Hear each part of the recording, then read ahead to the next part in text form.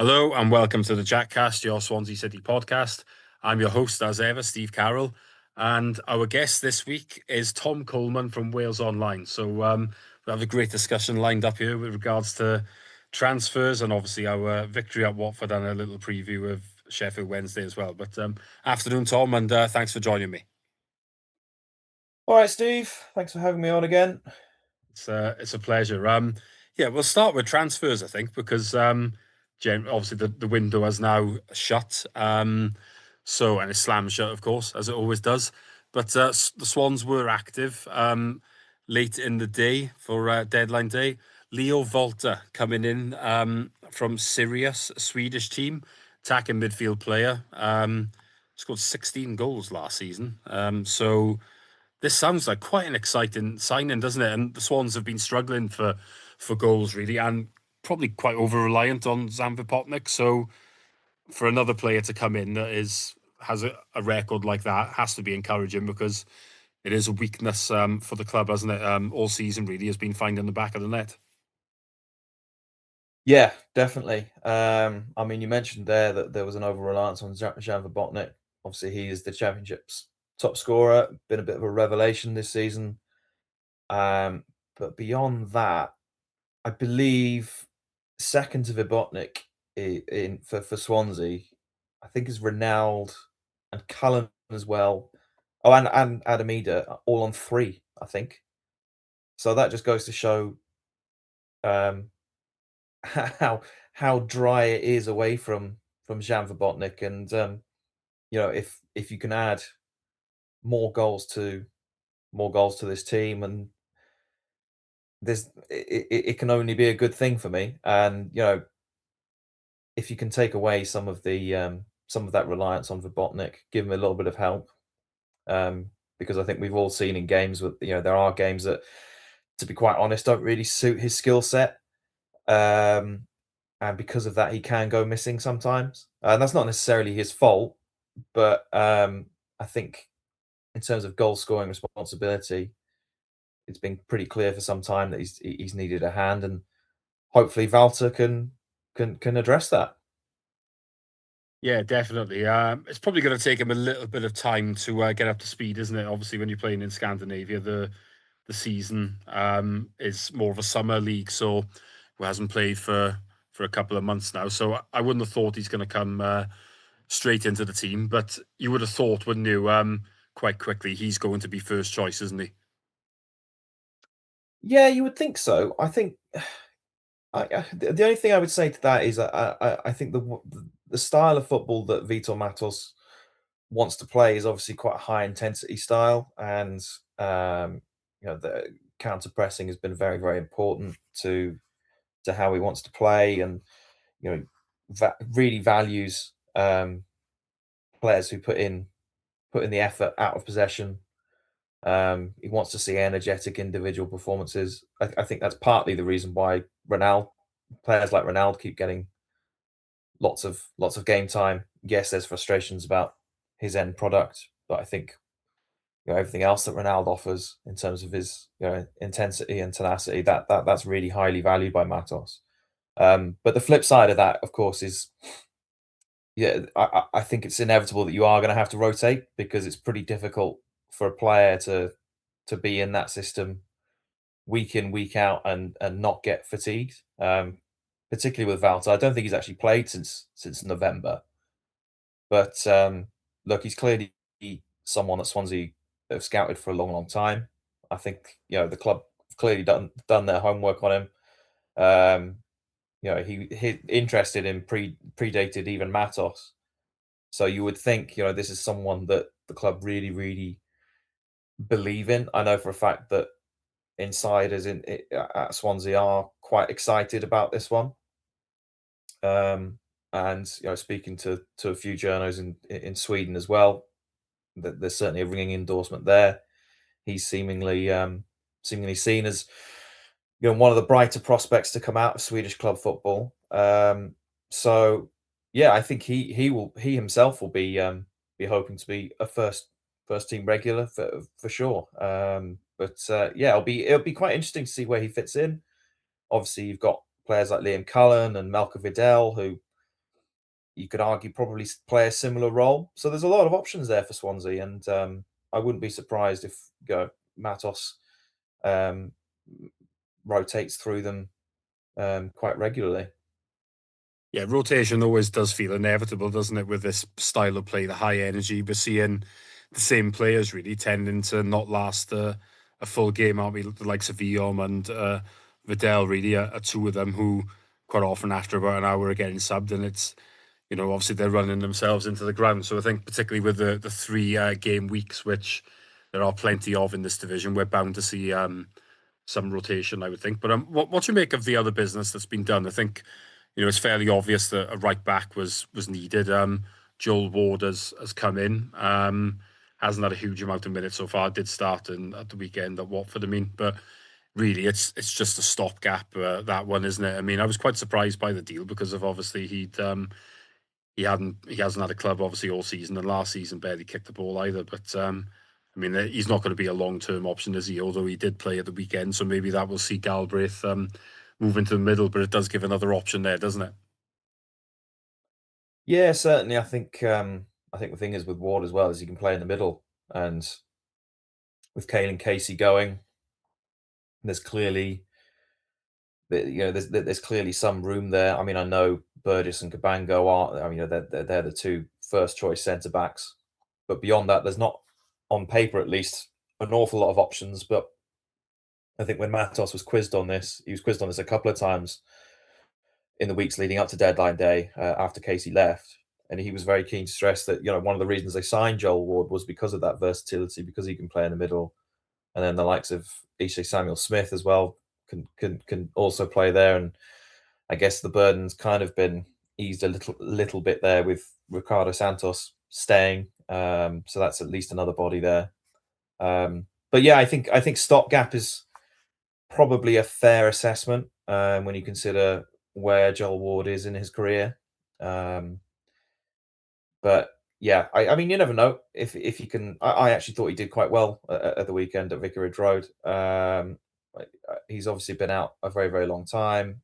He has been a little bit rusty in some of the cameos, but I think that's to be expected given how long he's been out of the game. Um, but yeah, I think the one I'm really intrigued about is Gustavo Nunez because um, he's not quite managed to nail down a sort of significant breakthrough at Brentford yet, which, in fairness, given his age, is probably not all that surprising. But he's certainly very highly rated there. Brentford's paid, I think, about 10 million for him, so they clearly believe in him as a young talent. And yeah, you have to say there's probably more to come from him. But yeah, if he can push the likes of Ronaldo and Omji Song and really create a healthy level of competition in those wide areas, that can only be a good thing. And you'd have to say also he's probably an upgrade on Manuel Benson, who has obviously left the club as well. Yeah, I mean, absolutely. I was going to come on to Nunes. I mean, he came on the other day and showed a few nice touches. I didn't think it was a brilliant performance, but I think definitely want to see more of him because I think long time listeners know that I am not a fan of Ronaldo other than his hard work. So I would like to see him come into the team. And I mean, do you think the Swans did well to remove Benson? Because I mean, obviously it was fairly obvious that we weren't fussed on him. But I mean, he was on loan, so it's not always easy then to terminate a loan. I was quite surprised that we managed to do that really. So, but it has to be a positive, doesn't it? Because it just didn't work. I mean, I'm incredibly disappointed by it, if I'm honest, because Benson did exceptionally well for Burnley in this division a couple of years ago, and we just didn't see anything of it. I mean, from my point of view, if Ronaldo is keeping you out of the team long term, then you should be looking at yourself because other than hard work, there's a real lack of quality there. Yeah, but I think I'm kind of speculating here a little bit, but I think hard work is the key phrase there. I never quite got the feeling that Benson necessarily put the hard graft in. Perhaps that's a little bit unfair, but I But think I think that is the case, to Ronaldo. be honest. I think for all Ronaldo's faults, he is always going to win favor with managers because of the fact he's a grafter, and I think managers can forgive players for falling short in terms of technical ability if they put the graft in, and Ronaldo does put the graft in. And I know you're not a fan, but I actually think Ronaldo gets a lot of unfair stick, if I'm honest. Yes, he doesn't have an awful lot of end product, but I think my point to that would be, well, with all due respect to Swansea, if he had an end product, would he really be at Swansea? Uh, I mean, but I can see why. I guess the point I'm trying to make is I can see why Matos values him, and I didn't quite see enough of that in Benson.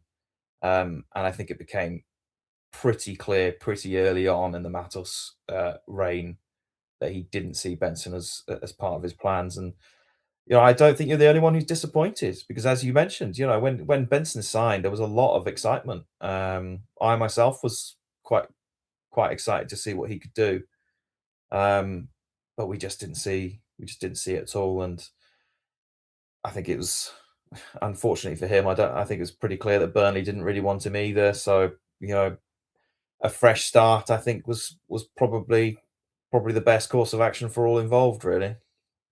Yeah, there's little doubt about that, is there? And look, maybe him leaving here will lead to positive things for him, but certainly a disappointing spell there. And but so that was all the incomings, really. I mean, you touched on Caelan Casey, obviously got recalled. I mean, I was quite disappointed by that because I felt when he had played, he'd looked quite decent, to be honest. So I felt that he arguably was unlucky not to have had more minutes, but I understand why West Ham recalled him. I mean, yesterday we were linked with a centre half, Harrison Murray Campbell from Chelsea on loan. I mean, he really would have just been a stopgap, wouldn't he? But do you think that could come back and bite Swansea? I know you touched upon Joel Ward can go into centre half, which, if I'm honest, doesn't fill me with a lot of joy.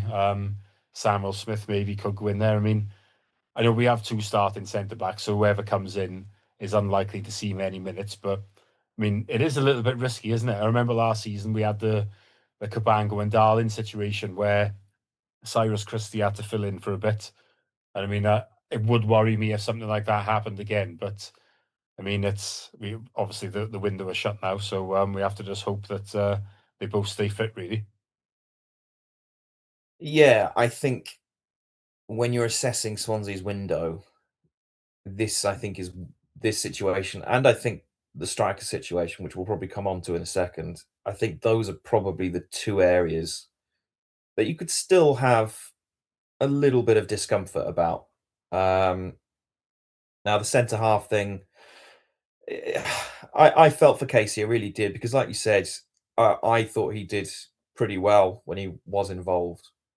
But unfortunately for him, he just wasn't going to get in ahead of Cabango and Burgess on a regular basis. I mean, those two have nailed down that partnership, um, and getting in ahead of them was always going to be tough.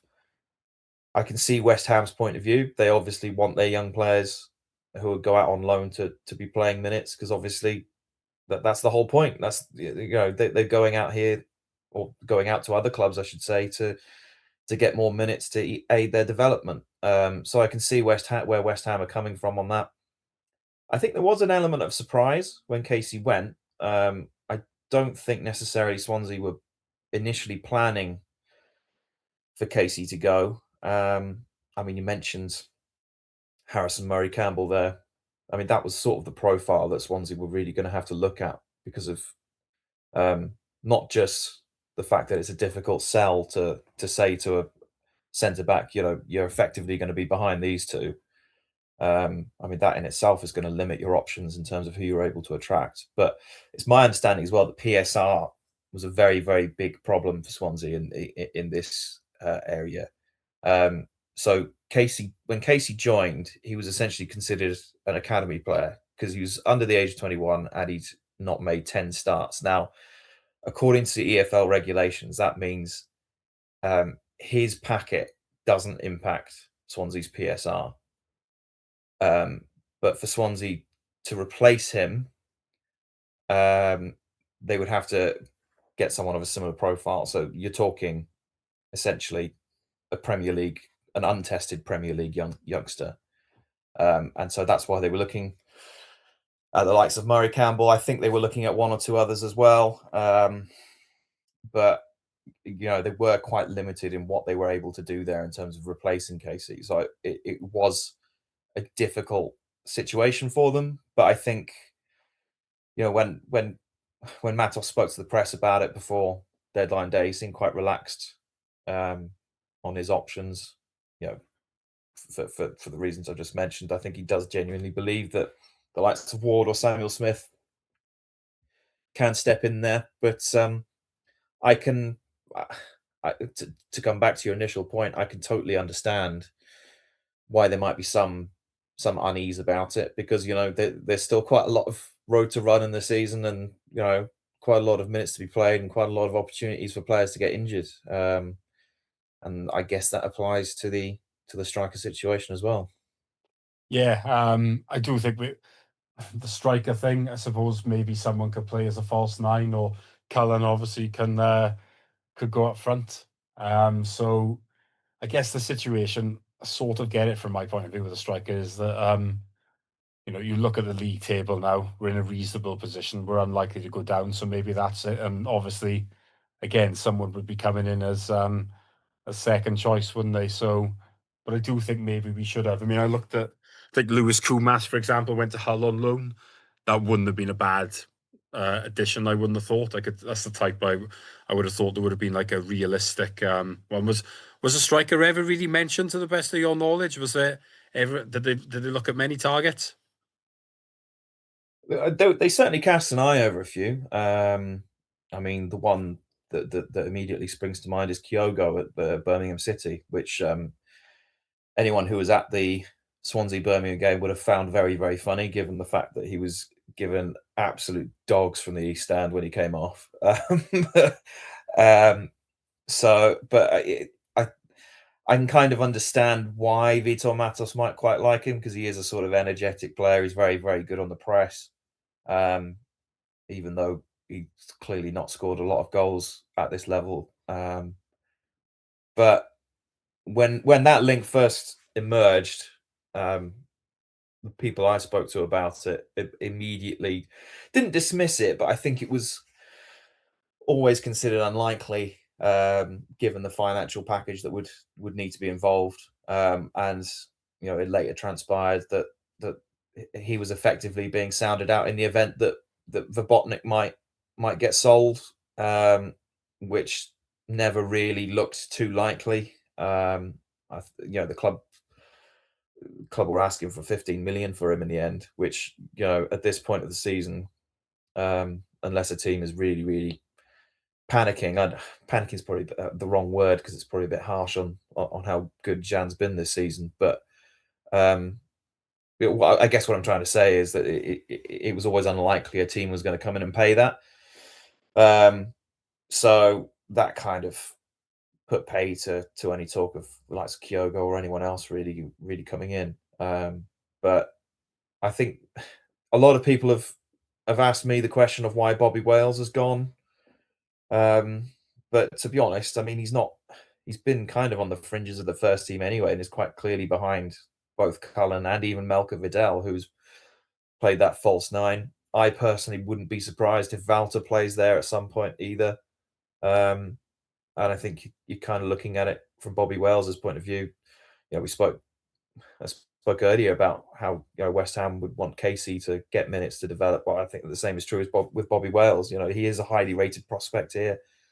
But I mean, in my opinion, anyway, I don't think he's quite ready for regular Championship football. Matos certainly seems to agree with that.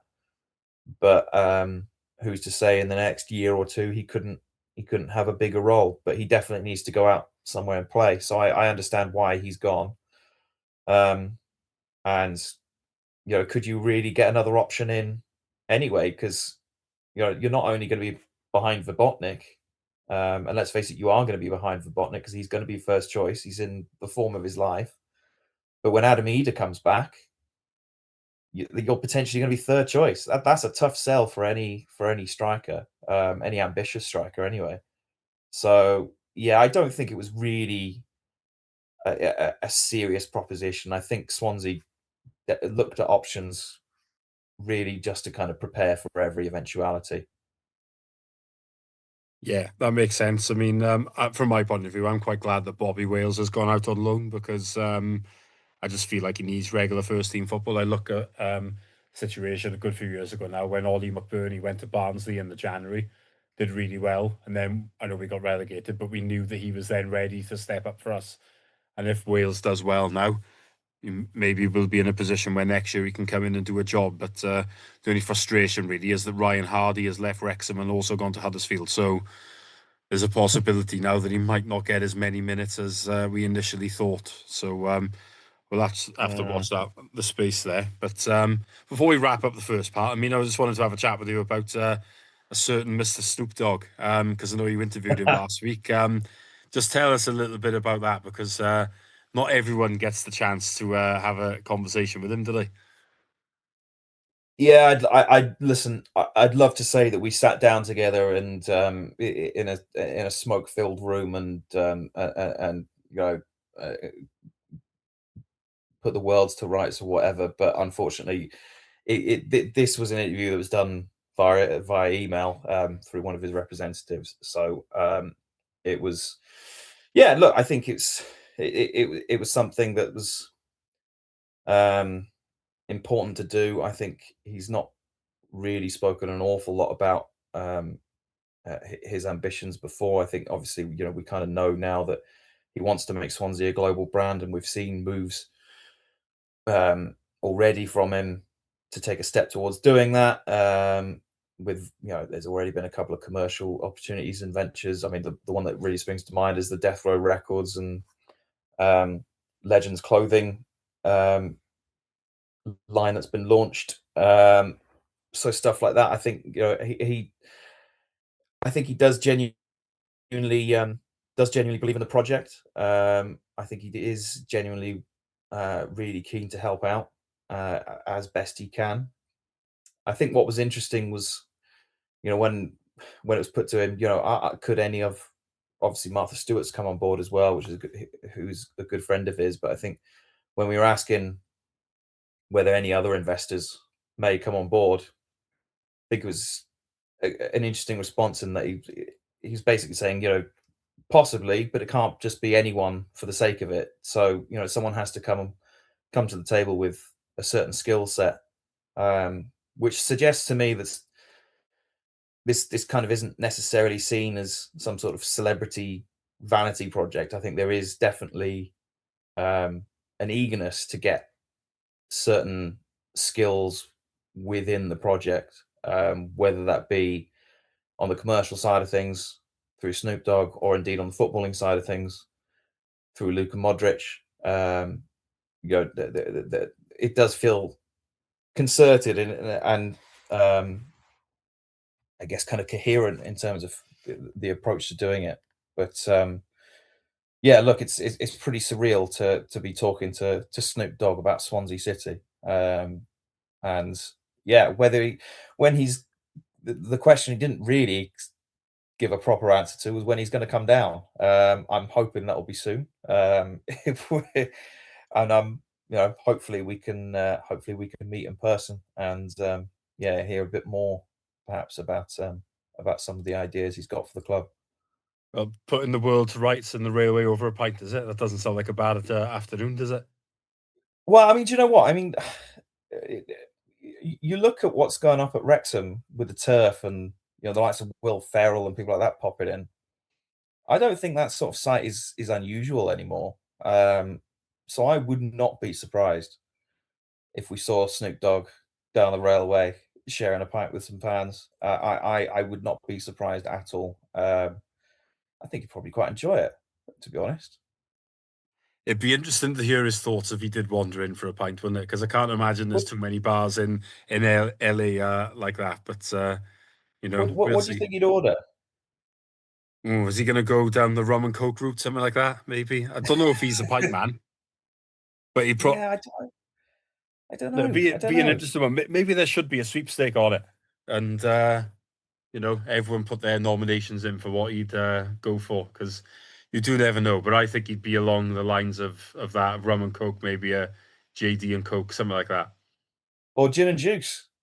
There we go. It's got to be that, surely. Yeah, maybe. Maybe we will soon see. But right, this is the end of the first part of the podcast, and we will get on to the actual football in the second part. So just stay with us.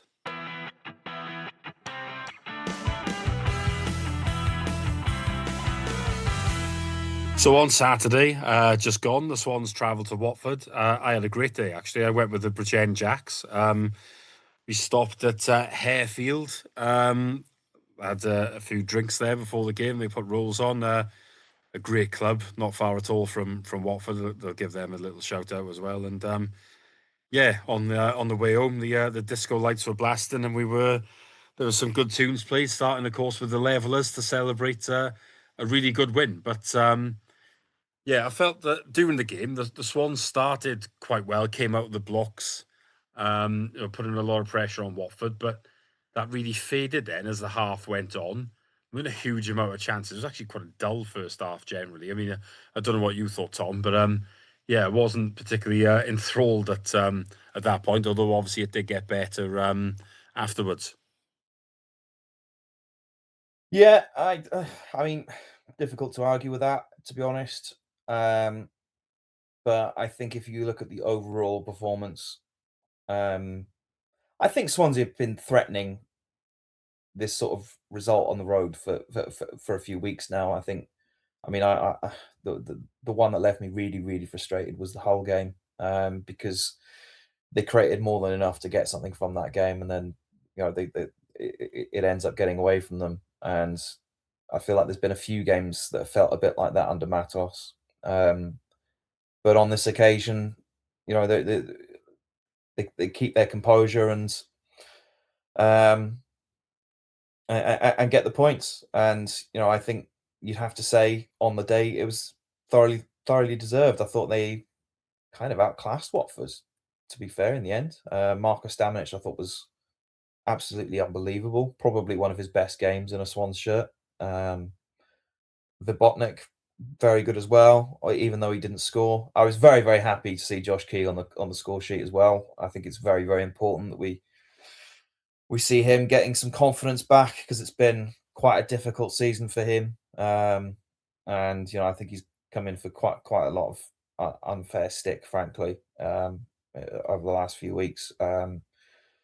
Although, like I said, performances haven't been great for him, but it was nice to see him happy again, because I've met him a few times. He's a really nice lad, and I'm always rooting for him when he plays. So yeah, nice to see that. But yeah, I mean, it was just I agree. It was a slow start to the game. Wasn't a particularly great one for the neutrals initially, but I think if you take a step back and look at it as an overall package, it was just a very good away performance in the end, really, wasn't it? Yeah, it was. I mean, I was going to come on to the fact that it was really a bit of a game of two halves. I mean, you look at, I think the Swans had 38% of the ball in the first half. That went up to 50 in the second. Mm, The XG was 0.4, then it was 2.38. Three shots compared to 12 in the second half, and then two big chances, which obviously were the ones that were taken. So it really does show that we stepped it up. And I mean, if you look at the first goal, it was incredibly similar to the consolation goal at Hull, wasn't it?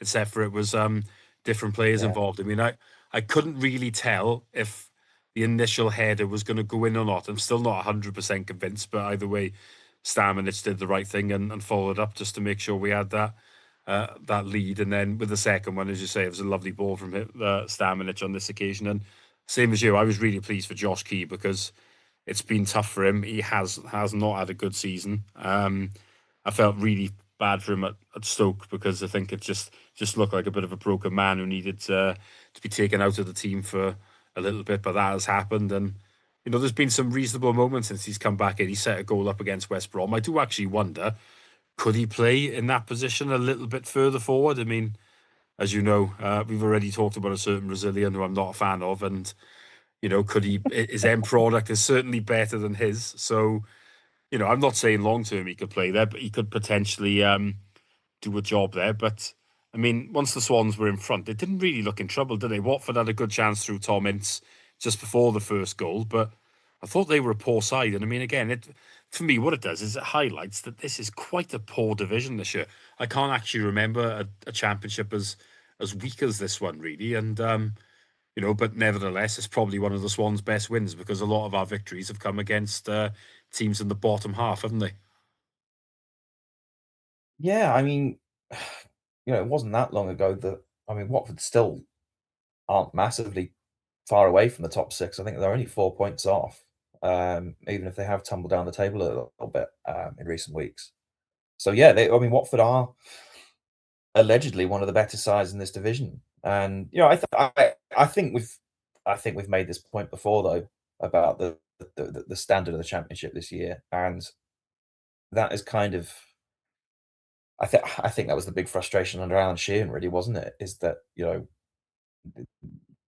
it was clear to everyone that this wasn't the standard wasn't as good as previous seasons. Obviously, Coventry initially were running away with it before Christmas, but obviously their promotion bid has stalled. There's not really been any sort of usually you get those one or two teams, usually from the Premier League, who just kind of run away with it, and the top 6 you can more or less guess. It's not been like that this year. It's been really, really open. And perhaps that's kind of part of the frustration at times with how the season's gone for Swansea is perhaps, with the squad they've got, they kind of consider this a bit of an opportunity missed.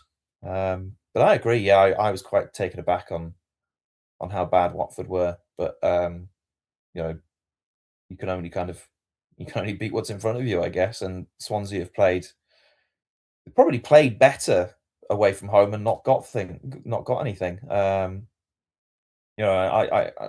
come back to that Hull game. I'm still at a loss to kind of explain as to how they didn't get anything from that. So, I guess this proves that these sort of things balance out after a while. But it certainly is an indicator, I think, around the overall standard of the division. And who knows? Perhaps go on a little bit of a run. You can kind of get yourself right in the mix there potentially. I guess. I mean, it's probably getting a bit too carried away there because I think it's probably too much ground to make up. But you never know. String a few results together. Yeah, there's always a late comer, isn't there? Yeah, there tends to be, but I mean, I'm looking at the table now. We're 8 points off the playoffs. We're 10 above the drop, which is the essential one, really. I think for me, I look at it and think if we'd beaten Millwall the other day, where we were awful in Mm, the first half, we can't deny that, but we got back into it. There were chances before they obviously got the late winner, and obviously Millwall are a team that are up there. That would have obviously not only been the 3 points for us, but it would have pulled them a bit closer to us. If we had won that game, we'd be on 42, and then fifth and sixth would be on 47. Then you'd be looking at it and thinking, oh, okay, there is a real chance here, maybe. But the problem I've got is I look at the teams that the Swans have beaten. They're all below us pretty much. You've got Sheffield United, you've got Norwich, Portsmouth, mm, West Brom. Obviously, I know we lost to them once. Blackburn have been doubled. Oxford have been doubled. Sheffield Wednesday, who we'll talk about shortly. I mean, of the teams that are above us, I mean, are Watford the only team we've beaten? I think they are. So, you're asking then a team. I think to get in the playoffs from here, 16 games left, you'd probably need 11 wins with a couple of draws.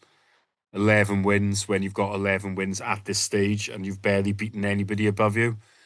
It mm, feels like a massive ask to me. I don't see it. You know, I do think maybe if Sheehan had gone in that October international break, where there would have been an extra 4 or 5 games then for Matos if he'd come in, maybe we'd be having a different conversation. And I certainly think if he'd come in the summer, we really would be having a different conversation. We would be in the pack then. But it feels like a big ask, doesn't it? I think top half is realistic, but I mean, like I say, 11 wins.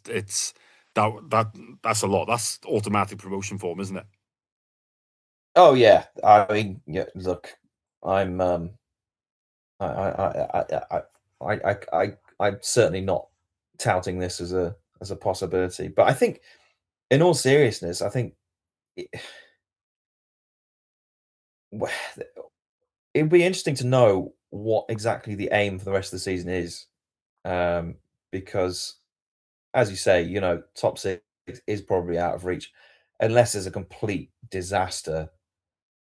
I can't see them going down either, or getting even getting sucked back into that relegation scrap. So, is it just a case now of let's try and get into the top half, build a foundation for next season? Um, I think that would be the interesting thing to know. And I mean, Matos is he's not really one for long term targets, I don't think, or at least not publicly anyway. Because when we've asked him essentially this question before, what he wants to achieve in the season, it is very much take it game by game basis. I mean, he's used that phrase that I really really don't like, which is treating every game as a final, which I think is a little bit over dramatic. But I think it does nevertheless point to um, how he views things and how he wants to take each game as it comes, as the old cliche goes. But yeah, I mean, I I don't know how you would feel about this, about what sort of target Swansea should be aiming for. Is it just a case, do you think, of getting into the top half? Because I don't know. I mean, this probably ties in to why they're so calm over the centre back situation and the striker situation. Which if Verbotnik gets injured, you have to ask where the goal's going to come from. But when you're 10 points clear of the relegation zone, 8 points adrift of the playoffs, how much of a concern does that really become? I don't know. It's a difficult one to really unpack, I think. Yeah, I think it is, and the way, as you say, that is where we're at the moment. But I mean, we'll come on to it. But we're playing Sheffield Wednesday at home the weekend, who've had one win all season, and you really would be expecting a win from that, wouldn't you? And then that just takes you further clear again of the bottom. So it's I don't think anyone's probably worried about relegation now, which says it all for the job that Matos has done since he's come in. And we have got playoff form since he's taken the job. There's very little doubt about that. But I think the realistic aim is probably top 10, I would say. I think we're, as I've said previously, we're just a bit too far off that playoff section. I mean, for us to looking at the games we got this month, Sheffield Wednesday, away to Derby, then a double header at home with Preston and Bristol City, and away to Ipswich now. Obviously, Ipswich would be a very difficult game. Derby, seem to be on form, although I don't think they're a great team. The Swans would have to have a minimum of 10 points really from those 5 games, wouldn't they? You would think to get themselves into a position where they're going to close the gap a little bit. So, and arguably, maybe we would need more than 10. I don't know, but that is the ask. That's where we're at, really. So it is a challenge, but top half is definitely a doable, and I think top 10 is a realistic target. So, let's just try and build towards something for next year. But of course, as you've said, if Potnik gets injured, if we have a problem with the centre back, then those targets are going to change probably, because they are vital positions for us where there isn't a lot of cover really. But let's have a look at Sheffield Wednesday. I mean, I feel sorry for them. Is the truth of it? I think they've been sabotaged by their owner. 29 games played, 1 win, 8 draws, 20 losses, only scored 18. That includes they haven't scored a goal this year yet, which is very concerning if you're a Swans fan, I'm sure. Conceded 57, which is 2 a game pretty much. Still on -7.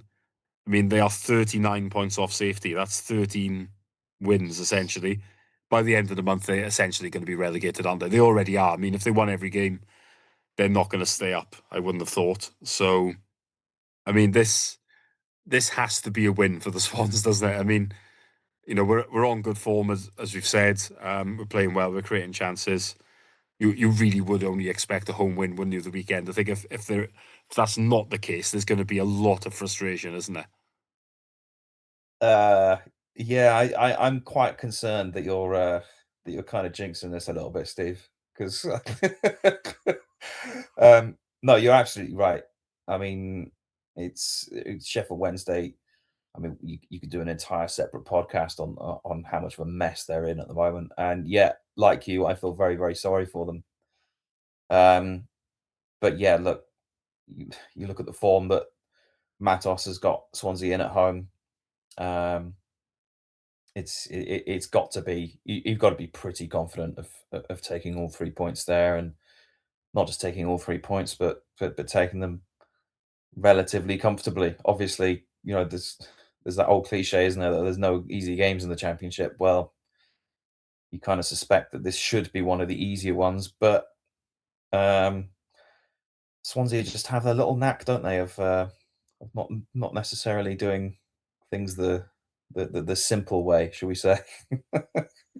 Yeah, the Swans of old, definitely. This would be a worrying one. We have been the masters previously of ending teams' winless runs, shall we say? There'll be a few listeners, yeah, I think who will certainly agree with that. But yes, the major worry for me would actually be that they've just signed Jerry Yates on loan, and they've obviously Oh, got Jamal Lowe as well, haven't they? So oh, I suppose there you go then.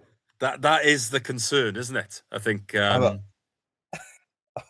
I think I'm about 10 times more worried now you've just said that, because it's I don't know. I'm gonna be quiet for a minute just because. yeah, look, it is there is that we've got to try and be realistic, and the realism is surely that Swansea will win this game, but yeah, there are reasons to suspect that we could do what we do best, and just be a little bit crazy and it go wrong. But I mean, look, their only win this season was at Portsmouth back in September.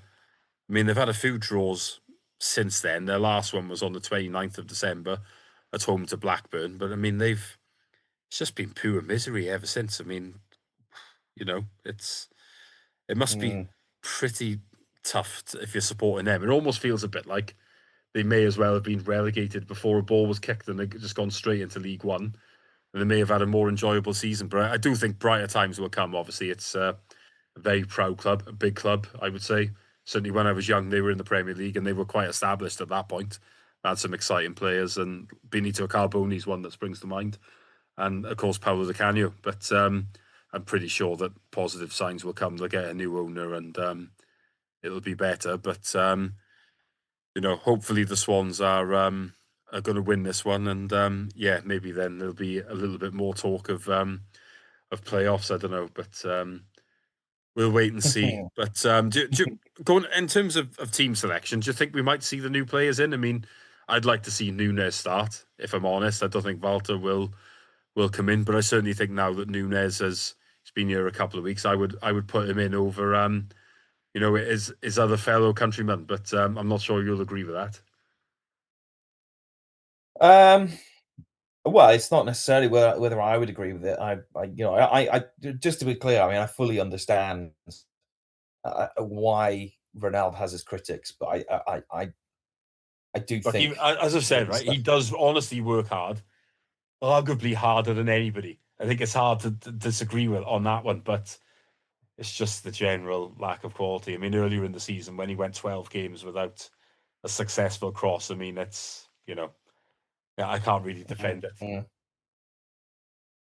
No, no, it's very difficult to, and I think that sort of stuff surely isn't lost on Matos, um, and that might well be part of the reason Nunez has been brought in.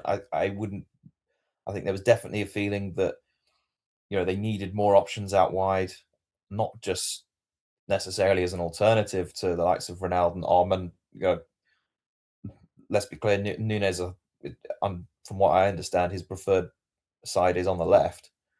Um, but I don't think it was necessarily just about having an alternative, but also I think it was about pushing the wingers already in the building, because sometimes to get the best out of players, you do need to have a bit of competition breathing down their necks a little, and hopefully Nunez will do that. He'll turn up wanting to play, I'm sure, and I think Brentford will be expecting him to get a certain amount of game time. We've already talked about what parent clubs expect from loans and all that. So there'll be a certain level of expectation there. I suppose you can make the argument that this is the sort of game that might suit him to start. Um, but I think, yeah, but having said that, I still wouldn't be surprised if Matos plays his team selection reasonably safe. I don't think Walter will start. I wouldn't be surprised if he's um, within the matchday squad. But given he's not kicked a ball, I think since November, I think it's highly unlikely he's going to be starting.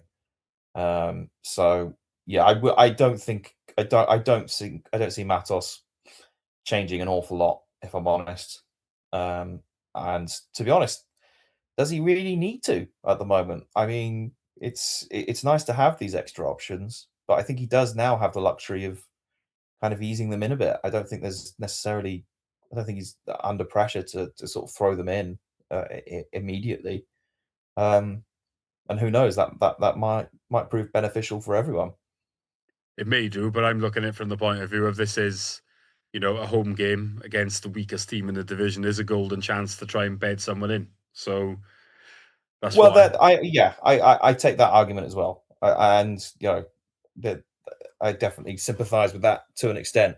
But yeah, it's whether Matos will see it the same way, I guess. Yeah, indeed, and it's not a 3 game week, so it may be a case of he will play what he thinks is his best team, and maybe towards the end of the month there'll be a bit more rotation, and maybe those type of players then will get a chance to start at that point. But we'll soon see. But we'll wrap it up there for this week. A big thanks to Tom for joining me. We're not going to do a score prediction or anything like that because it could bite us on the backside. But we will. We, I've we, spooked you now, haven't yeah, I? slightly. Well, look, I'm always spooked by the Swans because you do just never know. But I mean, every instinct tells me that you know the Swans will win on Saturday. But you know, I'll give you a prediction, Steve. 2-0 Swans. okay, well, I'll take There that. you go. I would be, that's fine. Particularly if the goals getting shared out, that would be nice as well. As much as it's always good to see Popotnik extend his lead at the top of the charts, it would be good if others chipped in. Who knows? Maybe Ronaldo will. He did in the reverse game, didn't he? We won 2-0 up there, and he scored the second, and Popotnik scored the first. So I would take that. But a big thanks to you all for joining us as ever, and we will be back next week to talk about hopefully a win over Sheffield Wednesday and previewing the trip to Derby. So thanks for joining us and bye for now.